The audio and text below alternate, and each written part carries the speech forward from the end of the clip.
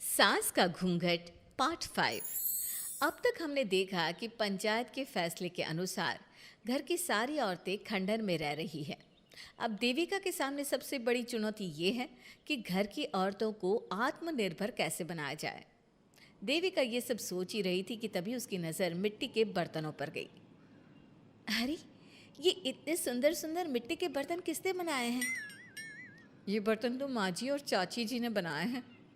अरे वाह, इतने सुंदर बर्तन तो मैंने आज तक नहीं देखे। माँ जी, चाची जी, आपने ये कहाँ से सीखा? अरे बहू, ये तो हम बचपन से बनाते आ रहे हैं। ये स्टील, पीतल और कांच के बर्तन तो अब चले हैं। पहले तो मिट्टी के बर्तन में ही लोग खाना खाते थे। ठीक है, तो हम दोबारा से मिट्टी के बर्तनों में लोगों को खाना खाना सिखाएंगे। वीना दीदी और सुजाता भाभी, आप दोनों बताओ, आप दोनों को क्या क्या आता है? मुझे तो खाना अच्छा बनाना आता है। बस खाना बनाने के अलावा मैंने कभी कुछ किया ही नहीं। और वीना दीदी, आप बताओ, आपको क्या क्या आता है? पता नहीं, मैंने बचपन से यही सुना है कि लड़कियों को ये नहीं करना चाहिए, लड़कियों को वो नहीं करना चाहिए, इसलिए मैंने कभी कुछ किया ही नहीं। देविका, वीना को सिलाई, कढ़ाई और बुनाई बहुत अच्छी आती है। हाँ, आती तो है लेकिन बहुत अच्छी नहीं। बहुत अच्छी भी आ जाएगी। अब देविका और बाकी सभी औरतें गांव में सबके घर जाती हैं और गांव की सभी औरतों से मिलकर कहती हैं, भाभी जी, अगर आपको अपने या अपने घर वालों के लिए कपड़े सिलवाने हो तो आप मुझसे ही सिलवाना। बहन जी, मिट्टी का चूल्हा, बर्तन या मटका बनवाना हो तो मुझसे ही बनवाना। मैं और विमला दीदी आपके घर के सारे बर्तन बना देंगे।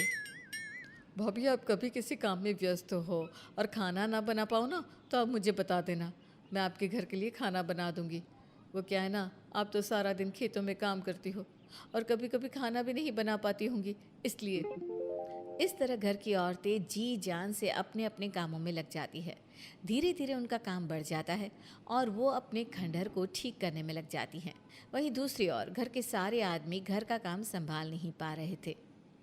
अरे भाई कल्याण, चाय तो पिला दे। जमाना हो गया अच्छी चाय पिए हुए। आप बिना घर के दामाद से क्या क्या काम करवाते हैं? अभी लाता हूँ चाय। कल्याण, तुम दामाद नहीं बेटे हो, इसलिए इस घर के सुख दुख, घर के काम और बाहर के कामों में तुम्हारा सहयोग तो होना ही चाहिए ना। इतने में कल्याण चाय बनाकर ले आता है। जैसे ही सचिन चाय पीता है तो उसके मुंह से चाय निकल जाती है। जीजा जी, ये क्या बनाया है, इतनी कड़वी चाय? इससे अच्छा तो करेले का जूस होता है। देख सचिन भाई, मैं तो ऐसी ही चाय बनाता हूँ, पीनी है तो पी, नहीं पीनी है तो अपने आप बना ले। मैं खाना बनाने जा रहा हूँ और अकेला नहीं बना सकता, आप में से कोई मेरी मदद करो। सचिन मेरी चाय की बुराई कर रहे थे ना, तुम जाओ अब खाना बनाओ। सचिन और मोहन दोनों खाना बनाने में लग जाते हैं। मोहन भिंडी काटकर कढ़ाई में छोड़ देता है और उस पर पानी डाल देता है। आपने भिंडी में पानी क्यों डाला? शायद पानी नहीं डलता, पता नहीं, लेकिन माँ ने कभी भिंडी में पानी नहीं डाला था। लेकिन बिना पानी के भिंडी बनेगी कैसे? मतलब गलेगी कैसे? बिना पानी के बनाएंगे तो चिपक नहीं जाएगी कढ़ाई से? पता नहीं, चलो देखते हैं कैसे बनती है भिंडी। भैया, कितने दिन हो गए ना अच्छा खाना खाए हुए। खाना तो सुजाता बनाती है, इतना मज़ेदार खाना कोई और बना ही नहीं पाता। सचिन और मोहन खाना तैयार करके ले आए। सभी आदमी खाना खाने लगे। खाना बना तो बहुत बुरा था, लेकिन किसी ने बिना कुछ कहे खाना खा लिया। तभी जोगिंदर ने कहा, घर की हालत कितनी बुरी हो रही है, जगह जगह जाले लगे हैं। 2 दिन से तो किसी ने झाड़ू भी नहीं लगाई घर की। हाँ, और घर में गंदे कपड़ों के ढेर लगे हैं। मेरे पास तो ये आखिरी कुर्ता ही बचा है पहनने के लिए। कल्याण, मोहन, तुम किसी नौकर को रख लो ना। हमने एक दो लोगों से बात की थी नौकर के लिए, लेकिन कोई घर में काम करने के लिए तैयार ही नहीं है। गांव के सभी लोग खेतों में ही मजदूरी कर रहे हैं। घर के सभी आदमी घर के काम में लगे रहते हैं, तो वो अपने खेतों पर भी ध्यान नहीं दे पाते और उन्हें हर महीने आर्थिक रूप से नुकसान उठाना पड़ता है। धीरे धीरे उनके घर की हालत खराब होने लगती है। एक दिन कल्याण सबसे कहता है, घर को तो औरत ही संभाल सकती है, हमारे बस का नहीं है घर संभालना। हमें किसी तरह से उस सब को वापस इस घर में लाना ही होगा। अरे कल्याण बेटा, पंचायत का फैसला था कि औरतें हमसे माफ़ी मांगे, लेकिन उन्होंने माफ़ी नहीं मांगी। अब हम उन्हें बुलाने गए तो उल्टा हमें ही अपनी अपनी पत्नियों से माफ़ी मांगनी पड़ेगी। हमें कोई ऐसा रास्ता निकालना होगा कि वो मजबूर हो जाए हमारे पास आने के लिए। बापू, उन सभी ने अपने अपने काम शुरू कर दिए हैं, क्यों ना हम सबके काम में नुकसान कर दे, इससे वो मजबूर हो जाएंगे हमारे पास आने के लिए। भैया, ये कैसी बात कर रहे हो? इससे वो मजबूर नहीं होंगी बल्कि और भी ज़्यादा गुस्सा हो जाएंगी। मैं तो बोल रहा हूँ शराफत से जाकर माफ़ी मांग लेते हैं। मुझे यकीन है कोई माफ़ करे ना करे, माँ तो ज़रूर हमें माफ़ कर देंगी। नहीं सचिन, अगर हमने माफ़ी मांगी तो ये सारी औरतें हमारे सर पर चढ़कर नाचेंगी। हमें इनके सामने छोटा नहीं होना है। मोहन, कल्याण, तुम दोनों आज से ही काम शुरू कर दो। बस फिर क्या था, घर के सभी आदमी लग गए काम पर। मोहन और कल्याण रात को खंडहर में पहुंचे और उन्होंने सारे मिट्टी के बर्तन तोड़ दिए। उसके बाद वीना ने जो कपड़े तैयार करके रखे थे वो सारे कपड़े उन्होंने फाड़ दिए। सुबह जब घर की औरतों ने ये सब देखा तो परेशान हो गई। अरे, ये सारे बर्तन किसने तोड़ दिए? माँ, किसी ने मेरे सिले हुए कपड़े ही फाड़ दिए। ये हरकत कौन कर सकता है? और कौन करेगा भाभी, ये सब उन आदमियों की हरकत है। जब किसी तरह से हमें झुका नहीं पाए तो हमारे काम बिगाड़कर हमें परेशान कर रहे हैं। सभी औरतें दुगनी तेजी से काम में लग गई। उन्होंने दिन रात मेहनत की और उस खंडहर को महल की तरह बना दिया। उनके काम की तारीफ सुनकर दूर दूर के गांव से लोग आने लगे और उनसे अपना काम करवाने लगे।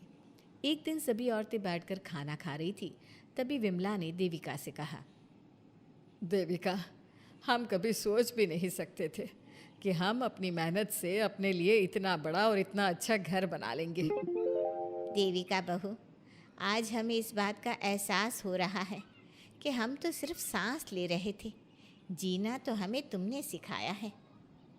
मुझे तो अब भी यकीन नहीं हो रहा कि मेरे पति की पहचान के अलावा भी मेरी कोई पहचान है। गांव के सब लोग मुझे सिर्फ मोहन की पत्नी के रूप में जानते थे, लेकिन अब सारा गांव मुझे जानता है। देविका, मैं कुछ ही दिन में इस गांव में एक अच्छा सा होटल खोलूंगी और मैं एक बुटीक खोलूंगी। मैं यहाँ गांव की लड़कियों के लिए एक स्कूल खोलना चाहती हूँ, यही मेरा सपना है। सभी औरतें खाना खाकर सो जाती है। रात बहुत ज़्यादा हो गई है, लेकिन देविका को नींद नहीं आ रही थी। तभी उसे किसी के कदमों की आवाज़ सुनाई दी। पहले तो देविका थोड़ी डर गई, लेकिन उसने हिम्मत करके उठकर देखा तो उसके सामने सचिन खड़ा था। सचिन, तुम यहाँ क्या कर रहे हो? कहीं तुम मेरा कोई नुकसान तो करने नहीं आए?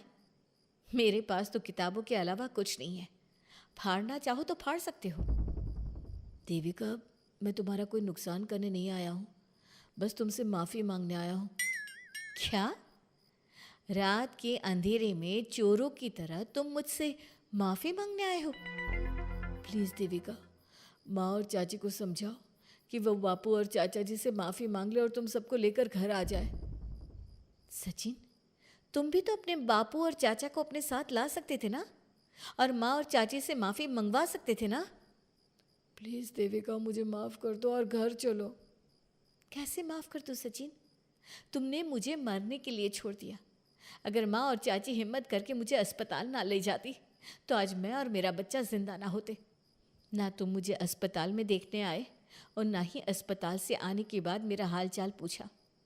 मुझे तो छोड़ो, तुमने अपने बच्चे का चेहरा तक नहीं देखा और तुम मुझसे उम्मीद कर रहे हो कि मैं तुम्हें माफ़ कर दूँ? कभी नहीं सचिन। देखो देविका, हम सबको बहुत नुकसान हो रहा है। घर के काम की वजह से हम बाहर के काम पर ध्यान नहीं दे पा रहे।